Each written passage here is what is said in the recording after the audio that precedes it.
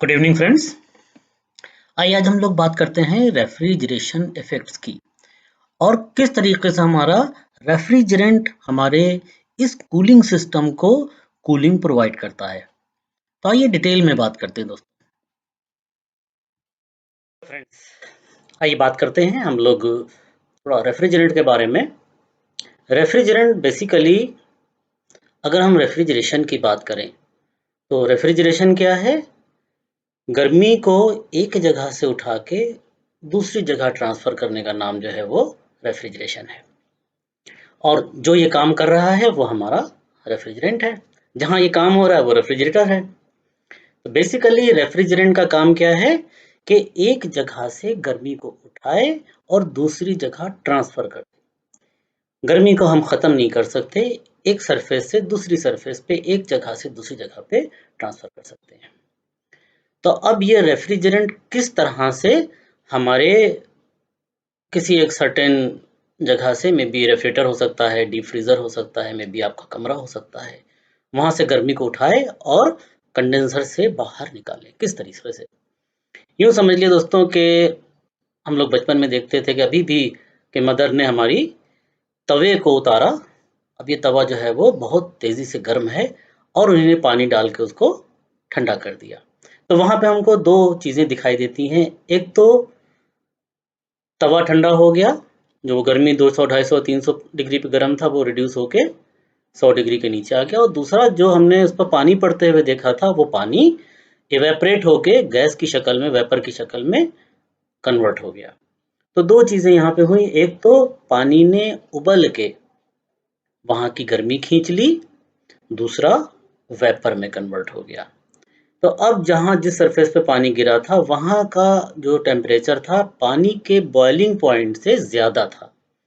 मतलब पानी हमारा नॉर्मली 100 डिग्री सेंटीग्रेड पे उबलता है और वो सरफेस जहाँ पे पानी गिरा था, कोई लोहे की गर्म छड़ हो या तवा हो या कोई भी ऐसी सरफेस हो, तो वहाँ का टेम्परेचर 100 डिग्री से ज़्यादा था, इसलिए पानी उबल गया। तो उबला तो दो चीज़ें हुई, एक तो वो वेपर में कन्वर्ट हो गया, दूसरा वहाँ की गर्मी खींच ली उसने। कहाँ तक खींची? जहाँ तक वो उबल सकता था। मतलब 200-250 डिग्री सेंटीग्रेड को रिड्यूस करके उसने 100 डिग्री सेंटीग्रेड कर दिया।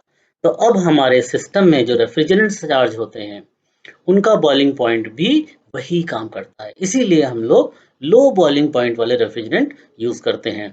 जैसे हम R22 की बात करें तो -40 डिग्री सेंटीग्रेड के आसपास इसका बॉइलिंग पॉइंट है। R410 भी वही -40-42 के आसपास है। R34A की बात करें तो -26-26.5 के आसपास है। जो हम लोगों का पहले 12 आता था तो वो करीब करीब 29.6 डिग्री सेंटीग्रेड माइनस में था। जो ब्लेंड आता है प्रोपेन और आइसोब्यूटेन का ब्लेंड आता है, कई लोगों का सवाल आता है कि ये ब्लेंड क्या है? प्रोपेन और आइसोब्यूटेन का रेफ्रिजरेंट है। केयर 30 के नाम से आता है। गॉडरेज की मशीनों में चार्ज होता था, जो कि 50% प्रोपेन है, 50% आइसोब्यूटेन है। R600A और R290 ये दोनों मिला के उसमें चार्ज की गई है। तो अब रेफ्रिजरेंट हमारा इवेपरेटर में कूलिंग कॉइल में आके उबलता है, उसी तरीके से जैसे हमने लोहे के ऊपर पानी को उबलते हुए देखा, गर्म लोहे पे पानी को उबलते देखा। तो कैसे उबलता है? होता क्या है कि हम पहले वैक्यूम करते हैं। वैक्यूम करके पूरी तरीके से अंदर की पाइपलाइन को खाली कर लेते हैं कि कोई ऐसी चीज अंदर ना रहे जो हमारे रेफ्रिजरेंट के काम करने में रुकावट बने। कोई गंदगी ना रहे, कोई एयर जरा सी भी ना रहे, मॉइस्चर ना रहे। तो बिल्कुल अंदर की अगर क्लीनिंग हम लोग प्रॉपरली करते हैं तो हमारी रेफ्रिजरेंट को 100% काम करने का मौका मिलता है। करता क्या है ये? जब ये कूलिंग कॉइल में जाता है तो वहां बॉयल होता है। क्यों बॉयल हुआ? और कंडेंसर में जहाँ की ज़्यादा गर्मी थी वहाँ बॉयल क्यों नहीं हुआ? तो दोस्तों यूँ समझिए कि कंडेंसर में हम कैपिलरी उसके आगे लगाते हैं और पीछे कंप्रेसर होता है। तो स्टार्टिंग में कंप्रेसर से कंप्रेशन हो रहा होता है और कैपिलरी जो है वो उस प्रेशर को निकलने नहीं देती है, या बहुत कंट्रोल्ड करके, क्योंकि कैपिलरी को कंट्रोलिंग डिवाइस भी बोलते हैं। बहुत कंट्रोल होकर प्रेशर, जितनी क्वांटिटी रेफ्रिजरेंट की इवेपरेटर में, कूलिंग कॉइल में, फ्रीजर में चाहिए है, उतनी ही क्वांटिटी हमारी कैपिलरी डिसाइड करके वहां भेजती है और प्रेशर को रिड्यूस करती है। तो पीछे से कंप्रेसर कंप्रेशन कर रहा है। कंप्रेशन क्या कर रहा है? जो रेफ्रिजरेंट उसके पास गैस की शक्ल में पहुंचा है वो अपने अंदर गर्मी छुपा के पहुंचा है। कौन सी गर्मी? जो उसने कूलिंग कॉइल या फ्रीजर से उठाई थी। इस गर्मी को कंप्रेस करके वो वहां पे कणों से निकालने की कोशिश करता है और ये गर्मी हमारे कंडेंसर से बाहर निकलने लगती है और कंडेंसर की डिज़ाइन ऐसी बनाई जाती है कि ज़्यादा से ज़्यादा आसानी से उसमें से गर्मी निकल सके। पाइपलाइन होती है, पाइपलाइन को ऐसे डिज़ाइन करते हैं कि गर्मी को आसानी से निकाला जा सके। उसमें फिन्स लगाई जाती हैं, फिन्स की क्वालिटी के ऊपर बहुत ध्यान दिया जाता है कि सुपर क्वालिटी की, बेहतरीन क्वालिटी की फिन्स हों। फैन लगाया जाता है, पानी छिड़का जाता है, बहुत सी चीज़ें होती हैं। तो हम यही कहते हैं कि जितना आसानी हम पैदा करेंगे रेफ्रिजरेंट की गर्मी को निकलने में, उतना आसानी से खाली होके रेफ्रिजरेंट हमारा कूलिंग कॉइल में जाएगा और ज़्यादा क्वांटिटी में गर्मी खींच सकेगा। तो अब यहाँ पे जैसे ही गर्मी निकलना शुरू होती है कंडेंसर में, रेफ्रिजरेंट हमारा लिक्विड में कन्वर्ट होने लगता है। उसी तरीके से जैसे कि भाप उठ रही हो और ढक्कन के ऊपर हम उसको ठंडा करके वापस पानी में बदल दें। तो जैसे ही यहाँ पे रेफ्रिजरेंट से गर्मी निकलना शुरू होती है, ये रेफ्रिजरेंट हमारा गैस से लिक्विड में बदलने लगता है, लेकिन ये लिक्विड हाई प्रेशर पे होता है। और एक रूल याद रखिएगा, जैसे-जैसे प्रेशर बढ़ता है, वैसे-वैसे बॉइलिंग पॉइंट भी बढ़ता है। जैसे-जैसे प्रेशर घटता है, वैसे-वैसे बॉइलिंग पॉइंट रिड्यूस भी होता है। 100 डिग्री का पानी जिस दाल को आसानी से प्लेन पे गला देता है, उसी को अगर हम पहाड़ पे लेके जाते हैं तो अब क्योंकि प्रेशर कम हो गया है, तो ये पानी 96, 92, 94 डिग्री पर ही उबलने लगता है। इसलिए हमारी दाल आसानी से पहाड़ों पे नहीं गलती है।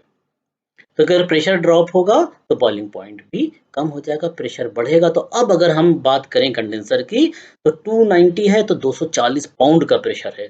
240 पाउंड का मतलब क्या है कि 1 पाउंड यूँ समझ लिए आधा किलो, तकरीबन 453-54 ग्राम। तो वहाँ पे R22 है तो करीब 270, 290, 300 पाउंड का प्रेशर है। 410 अगर है तो प्रेशर तकरीबन वहाँ पे 450, 500 पाउंड का प्रेशर है। तो इस प्रेशर की वजह से रेफ्रिजरेंट वहाँ पे लिक्विड में तो बदल जाता है लेकिन उबल नहीं पाता। अब उबलने के लिए अगर इस पर से हम प्रेशर हटा लें, अक्सर आप देखते होंगे कि आपने सिलेंडर को खोला, सिलेंडर को खोलते ही रेफ्रिजरेंट अगर आपके हाथ पर भी आके उबलता है तो एकदम चिल्ड हो जाता है। जहाँ पे भी रेफ्रिजरेंट गिरता है वो चिल्ड हो जाता है। हमारे सिलेंडर में क्यों नहीं उबल पा रहा है? इसलिए नहीं उबल पा रहा है क्योंकि वहाँ पे उबला था, उबलने से उसका एक प्रेशर मेंटेन हो गया था। अब उसके उबलने का जो टेम्परेचर है वो बढ़ चुका है प्रेशर की वजह से। यही कंडेंसर में होता है। तो कैपिलरी का हम 2 चीज़ों के लिए इस्तेमाल करते हैं। नंबर 1 प्रेशर को रिड्यूस करने के लिए, नंबर 2 उतनी ही क्वांटिटी हमारे इवेपोरेटर में जाए जितनी कि पूरे में आसानी से उबल सके। अगर इवेपोरेटर से बाहर जाके उबलेगा तो बाहर जाके कूलिंग करेगा, बाहर आइस आने लगेगी, जल्दी उबल जाएगा तो कूलिंग इफेक्ट कम देगा। तो हम महीन सी कैपिलरी से उसको इवेपोरेटर में ले जाते हैं और इवेपोरेटर में जैसे ही महीन पाइप से मोटे पाइप में निकलता है रेफ्रिजरेंट हमारा, एकदम से प्रेशर ड्रॉप हो जाता है। यूँ समझ लीजिए कि पानी का आप 1 इंची पाइप में ले जा रहे हैं पानी, उसको अगर 10 इंच के पाइप में खोल देंगे तो एकदम से प्रेशर ड्रॉप हो जाएगा। तो यहाँ भी यही होता है, जैसे ही कैपिलरी से इवेपोरेटर में हमारा रेफ्रिजरेंट का लिक्विड एंटर होता है, एकदम से प्रेशर जो 240 था वो रिड्यूस होते-होते 210, 220 हो गया और एकदम से रिड्यूस होके वो 55-60 हो जाता है। तो वहाँ पे रेफ्रिजरेंट उबलने लगता है।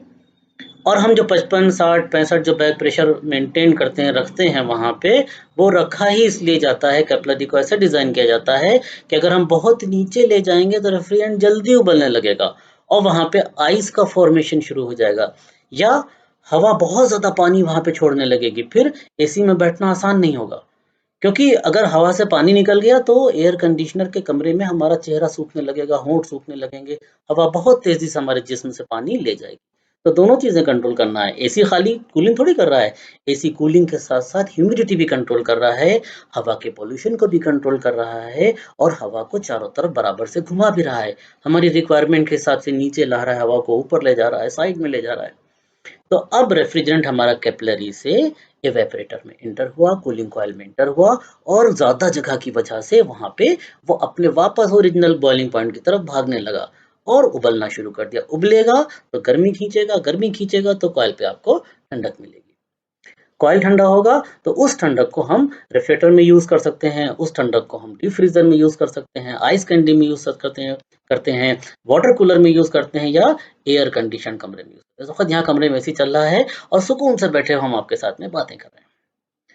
तो दोस्तों रेफ्रिजरेशन सिस्टम को समझिए, जितना अच्छे से आप रेफ्रिजरेशन सिस्टम को समझ के काम करेंगे, आपको बहुत मज़ा आएगा।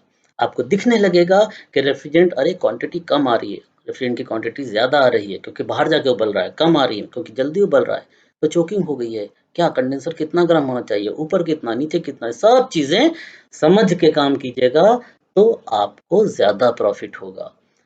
अपना नेटवर्क बनाइए, कस्टमर्स का नेटवर्क बनाइए, जितने ज़्यादा कस्टमर्स आपके होंगे, उतना बड़ा प्रॉफ़िट होगा। और कस्टमर का नेटवर्क आपकी मीठी बोली से बनता है, आपकी नॉलेज से बनता है, सही इन्फॉर्मेशन से बनता है, सैटिस्फैक्शन से बनता है। कस्टमर को जब आपको कस्टमर देखे, आपसे बात करे, तो उसको लगना चाहिए कि ये व्यक्ति अगर मेरे पास आएगा, तो मेरी समस्या का समाधान होने वाला है। तो दोस्तों, कस्टमर के लिए कष्ट मत बनिए, कस्टमर के लिए आसानी बनिए। तो बहुत अच्छा लगता है आपसे बात करके। चलिए, फिर मुलाकात होगी। Thank you very much.